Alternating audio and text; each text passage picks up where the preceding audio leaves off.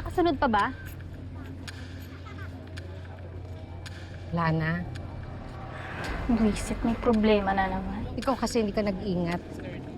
Tandaan mo, lahat mawawala sa'yo. Lahat ng importante mawawala sa'yo. Kapag nabuking ka, yung ate mo, mga pamangkin mo, tsaka yung buhay mo ngayon. Oh, tingin mo sa akin tanga? Tingin mo, hindi ko naisip yun, ha? Eh, paano na ngayon? Naghihinala na si Kuya Marco. Kailangan mong solusyonan yan bago pa may malaman siyang iba.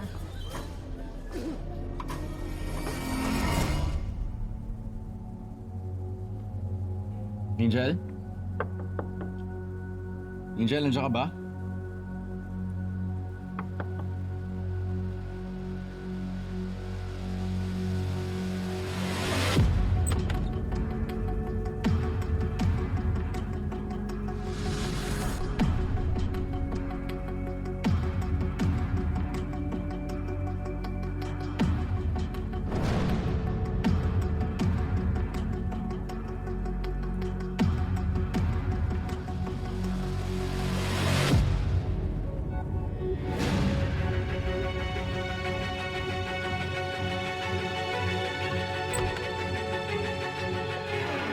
Marco, ano nangyayari? Bakit mo pinugulo yung gamit ni Angel? Ano bang problema? Kinakabahan na ako sa kinikilos mo.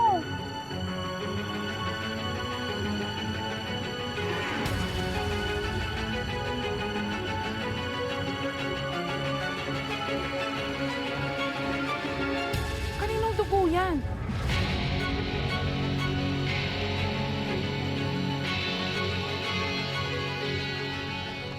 Marco, ano nangyayari? Bakit may ganyan si Angel? Bakit niya tinatago? Tama hinala ko. Anong hinala? Kaya tumawag ka na ng pulis. Teka, sabihin mo muna sa akin anong nangyayari. Nagpatira tayo ng kriminal dito sa bahay. Sige na, ya.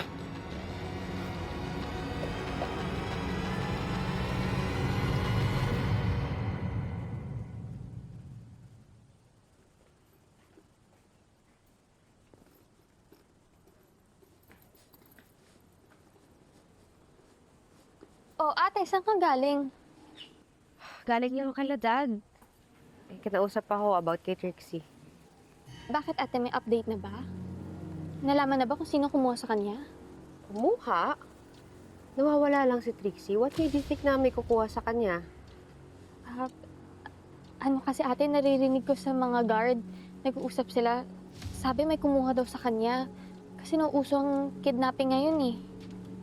Ako, galit ako kay Trixie pero hindi ko naman i-wish yun sa kanya. Basta ate, mag-double ingat na lang tayo. Lalo na yung mga bata. Ako, mahirap na. Ikaw, saan ka ba galing? Ano ba yung dala mo? Ay, Oh, bakit nag-grocery ka na naman? Kaka-grocery lang natin kanina ate, minsan kasi kumukuha ako ng pagkain dyan sa loob. Pinapamigay ko sa mga batang hamog dun sa dati kong tirahan. What? Pero pinapalitan ko naman po kapag nagkakarakit ako. Galit ka ba? Ano ka ba? Hindi ako galit. Proud nga ako sa'yo eh. Nagulat lang ako. Sana sinabi mo next time sasama ako. Simula kasi nang makilala kita, ate, gumanda talaga yung buhay ko. Kaya, naisip ko talaga na tulungan din yung mga ibang tao. Para ma-share ko rin naman yung mga blessings ko. Bait naman ang kapatid ko. Siyempre, ate, mana ko sa'yo, no?